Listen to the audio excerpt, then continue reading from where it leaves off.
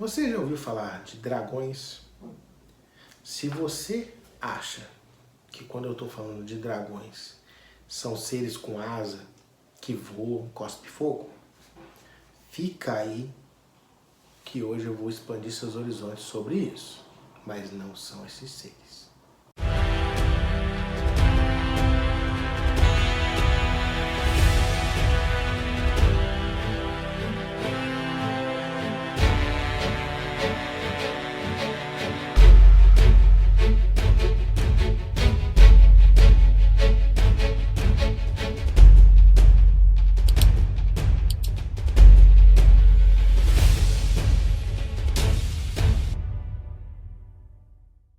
Olá pessoal, sejam bem-vindos a mais um vídeo aqui do canal.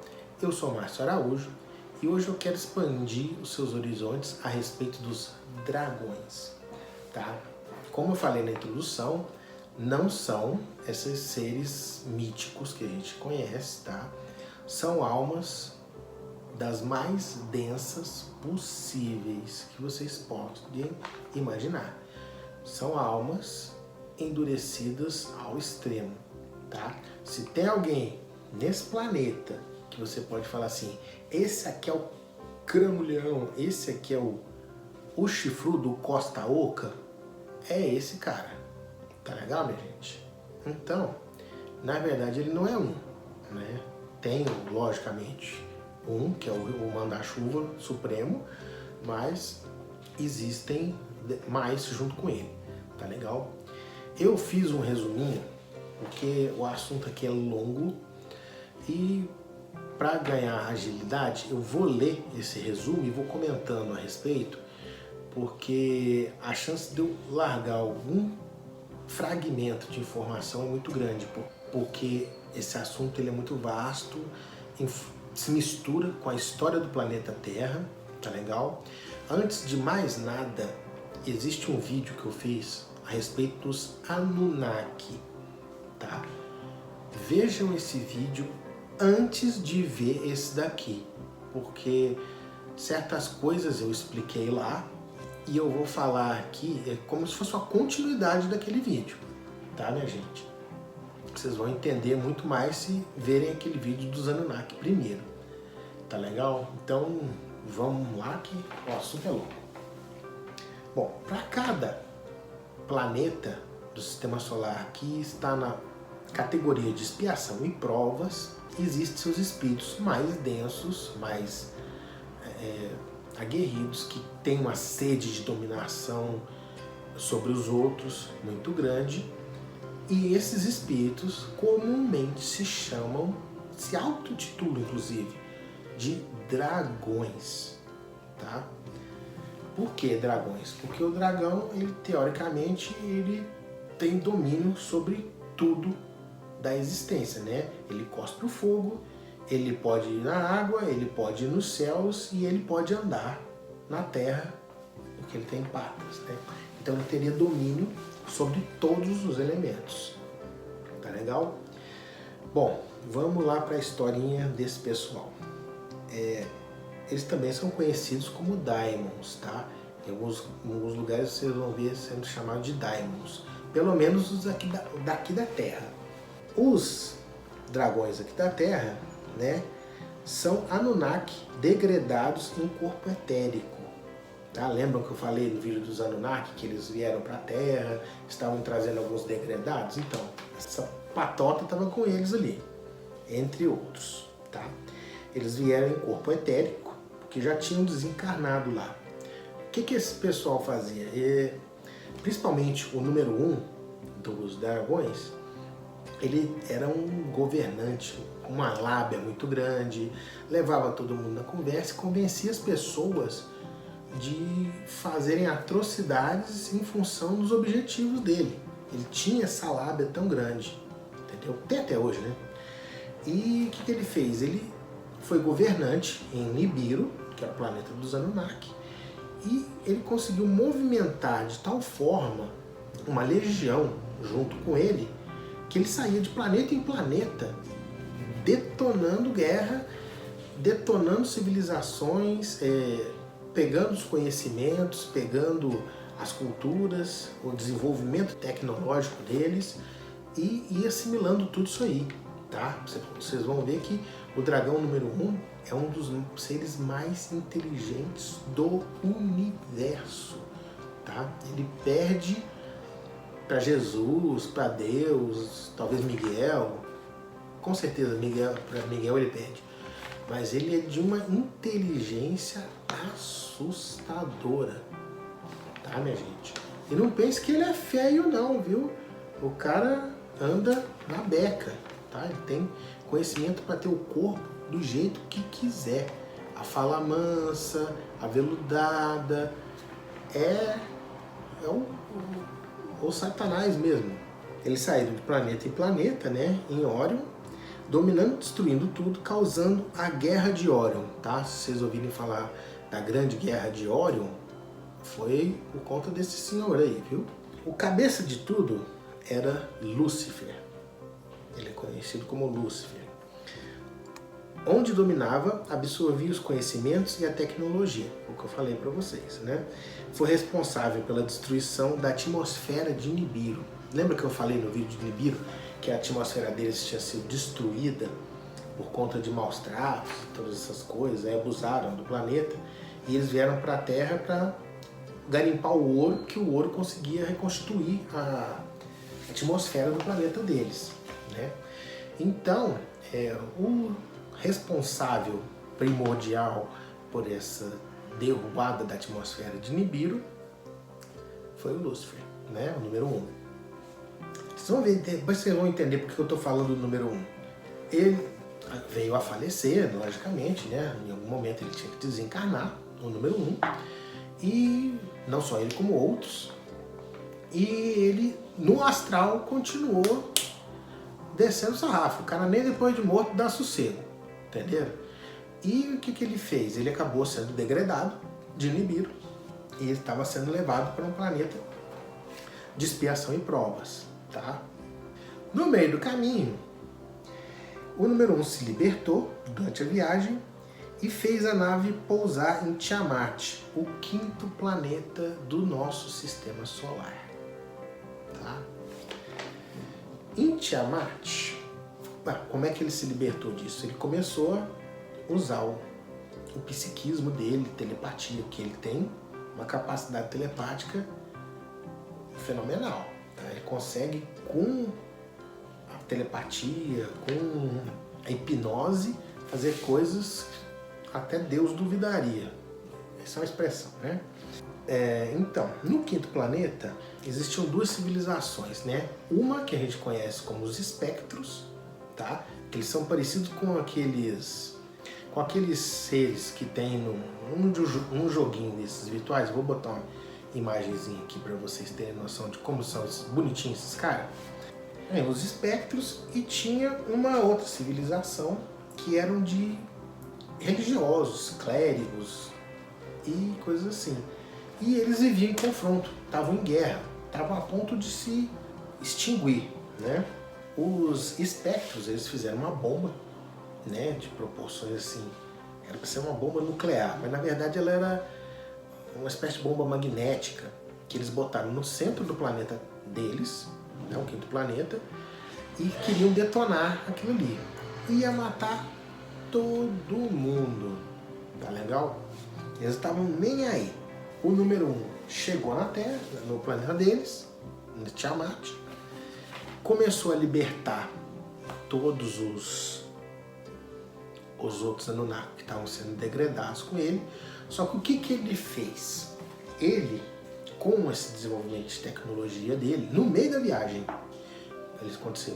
ele construiu um capacete que se moldava na cabeça dele, de forma que não conseguia nem ver, e ele conseguia bloquear qualquer influência externa, tá? Porque, vamos falar assim, qualquer pensamento que eu fizer e direcionar para alguém, eu estou influenciando ele. Então, se eu tenho um obsessor que fica pensando em mim, ele vai ficar me irradiando energia negativa. Como eu tenho minhas próprias defesas e tudo e tal, eu consigo bloquear isso daí, tá?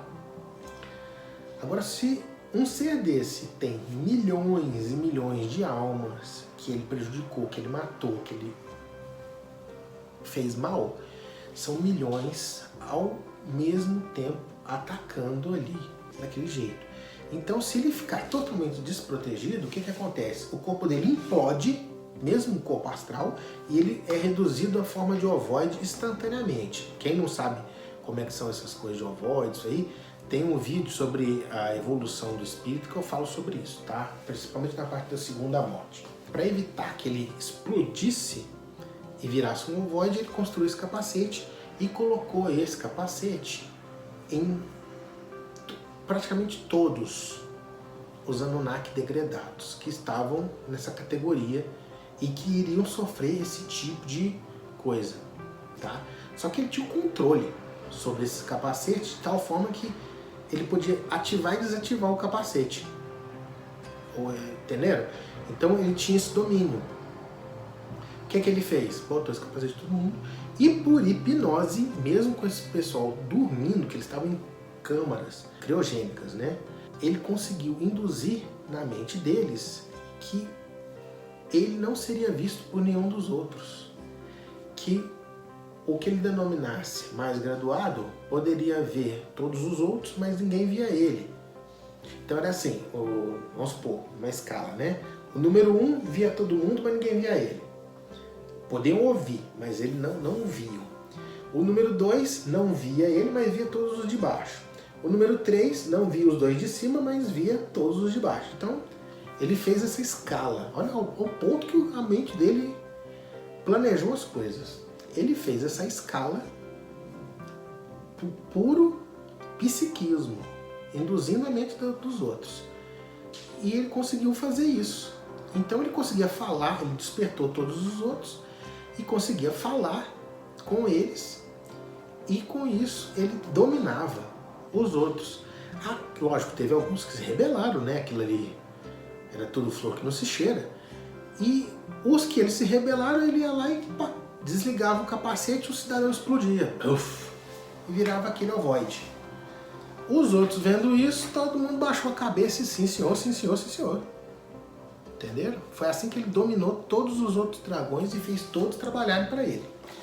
Bom, essa explosão que ele fez na nave é que foi como ele conseguiu descer a nave lá em Tiamat.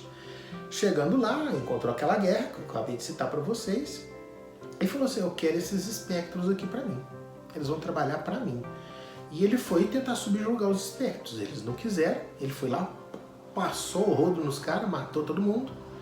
As almas dele falou assim, agora vocês estão me vendo, eu vou dominar vocês. E eles, cara, assim, meu pai, o que eu faço? Né? Coisa. Aí ele começou a dominar psicamente outros espectros e fez com que eles fossem lá explodir a bomba. Matou geral, tá? Então foi assim, acabaram depois a vida do planeta se extinguiu e por fim o planeta veio a ser destruído.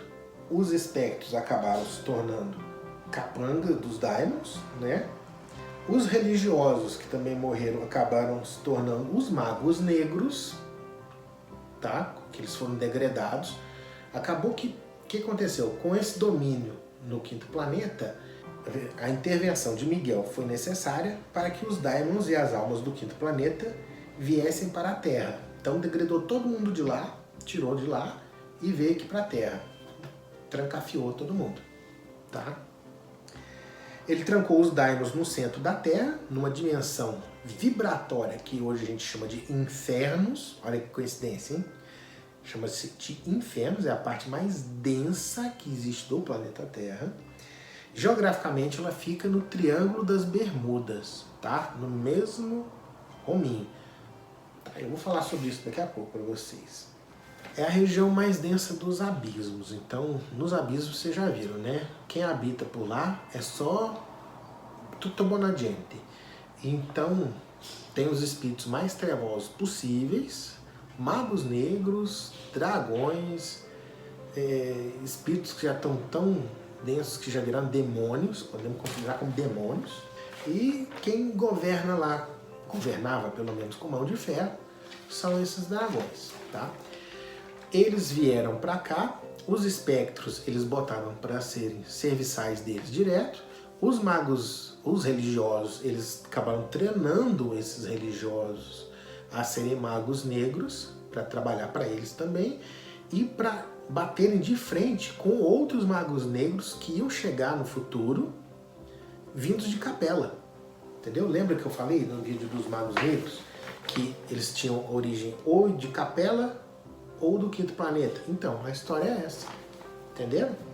Um detalhe que eu vou falar para vocês é o Triângulo das Bermudas, que é geograficamente exatamente o rumo onde está a prisão dos dragões, ela fica no Oceano Atlântico. Do outro lado do planeta, no mesmo rumo, existe uma outra passagem que se chama Triângulo dos Dragões. Olha que interessante. Por que será, né? E quando é ativado o colisor de partículas, o LHC, abre-se ali um portal, que a gente até fala que é o Projeto Stargate, dimensional, bem naquele rumo. Aí a gente fica pensando, para quê, né? Deixa aí para vocês pensarem a respeito. Para que será? Bom, Miguel trouxe essa galera para cá e aprisionou eles nos infernos, né? O dragão número 1 construiu uma cidade, castelos, império. E você vê os castelos dos caras lá, eram coisas assim, tudo de bom gosto. Se olhar assim, tudo arrumadinho, direitinho. Essa é coisa que cai nos pedaços, não. Os caras lá ali... Eu vou botar também algumas imagens aqui para vocês terem ideia de como seriam os dragões. Eles não têm aparecido que a gente acha que vai ser chifrudo, vermelho, com essa cara de cordel amassado da boca do cachorro. Nada disso. Olha só como é que os caras são. É parecido com isso aí, né? Logicamente que isso não é foto dos caras, né? Ninguém tem foto desses caras e nem quer ter, tá? Bom, eles chegaram aqui. Na verdade eram 14, que ele considerou que eram os dragões, né? Desses 14, para fazer com que os outros se subjugassem a ele pegou e estourou com esse processo de desligar o capacete, né? Estourou os outros, sobrando apenas 6 mais ele, então seriam 7. E ficaram apenas 7 dragões. Os demais Anunnaki também vieram degradados, que eram dragões também. Ele fez o mesmo processo, explodiu e foi uma explosão terrível. Ele explodiu mais de 600 Anunnaki degradados e tornou eles em ovoide. Tá? Esses 666 Anunnaki degradados, ele juntou, olha o número 666, ele uniu com a tecnologia que a gente desconhece, todos os ovoides e começou a trabalhar eles como um processador gigantesco. Então ele criou um computador orgânico que tinha um processamento extremamente forte. Olha a que ponto chegou o cara. Então, o 666 que a gente vai falar aí, são essas almas de Anunnaki que foram transformadas em ovoides por esse processo, unidas e se transformaram num computador que ele usava para processar dados e para diversas coisas que ele fazia, né? Vocês vão ver que na hora que eu falar as atribuições de cada dragão, vocês vão ver que eles tinham, né, um domínio muito grande sobre várias coisas do planeta Terra. Os 7, então, que sobraram, se tornaram o que a gente chama de os ditadores do abismo, né? Eles tinham um regime que eles até tentam implantar na Terra de qualquer jeito, que é semelhante ao comunismo, tá? Os de cima mandam, os de baixo obedecem, a elite são eles, o resto é o resto. É na mão de ferro mesmo. E se você visse um ser desse, queira Deus que isso nunca aconteça, você ia ver uma aura dourada em volta de luz nele. Nossa, é um anjo? Não. O conhecimento faz com que você tenha esse tipo de luminosidade. Então, conhecimento é iluminação, tá? Mas é muito diferente da iluminação de um anjo, tá? Mas pode, com certeza, confundiria aqueles que não estão habituados a ver, tá, minha gente? Porque ele teria uma aura dourada. O anjo tem que se apagar para você poder ver, entendeu? Porque ele brilha pura luz. Então é um pouco diferente, tá?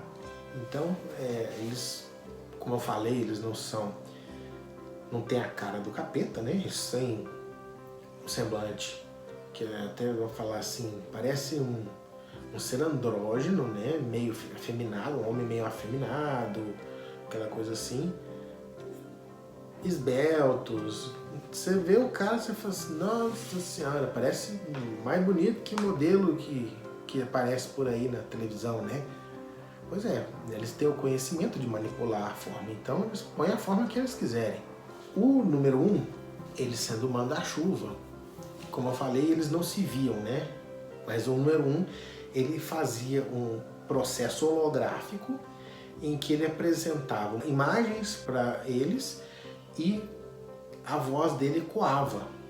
E ele tinha o domínio sobre todos os outros, tá? É assim que ele se apresentava para falar com os outros. E logicamente que ele tinha um disfarce, né? Que era a Lilith, uma mulher que transladava por entre os dragões e falava com eles. Ele se fazia passar por essa emissária dele, mas na verdade era ele que estava para lá e para cá e comandando os dragões, e todos eles respeitando ela. Agora eu vou falar para vocês sobre cada atribuição de cada dragão, tá? O número 7, o comando, ele dominava a ciência e a tecnologia. Então, tudo que a gente tem hoje de ciência mais avançada, de tecnologia, isso aí tudo ele patrocinou, direcionou do jeito que ele queria. Então, inclusive o LHC teve o dedo deles para que isso acontecesse, né? Era uma tentativa deles fugirem do centro da Terra e conseguirem fugir da Terra, né? Voltar para aquela época que eles saíam por aí dominando para todo lado, tá?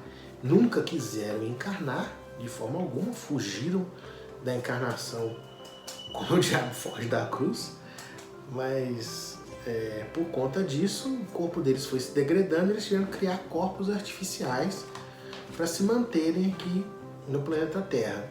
Corpos astrais, entendam-se bem, tá? O número 6, ele era perito das comunicações, então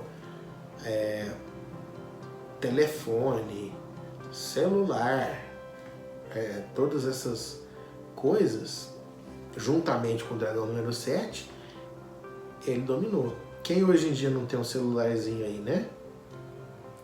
Tem medo desse cara, viu, gente? O número 5, ele dominava a química e a farmacologia, então toda essa indústria de medicamentos, a indústria da doença que a gente fala, indústria química, inclusive até dos alimentos, né, que tem muita, tem medo desse cara, tá? O número 4 é as mídias em geral, né? Então internet,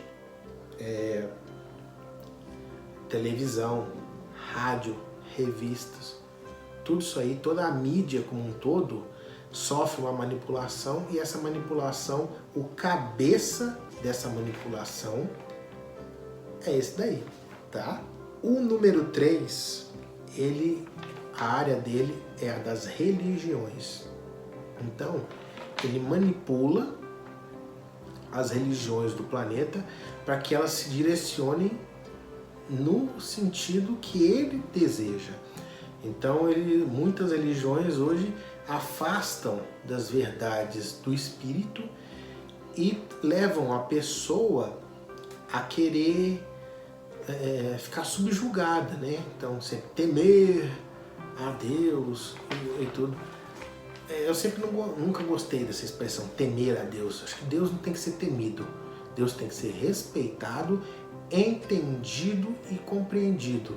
É a coisa que a humanidade não faz. Eu não acho que a gente tem que ter medo de nada. Entenderam? A gente não tem que ter medo. E ele incutia, né, essas crenças que restringem a pessoa, né? Ah, não pode cortar cabelo. Ah, não pode cortar as unhas.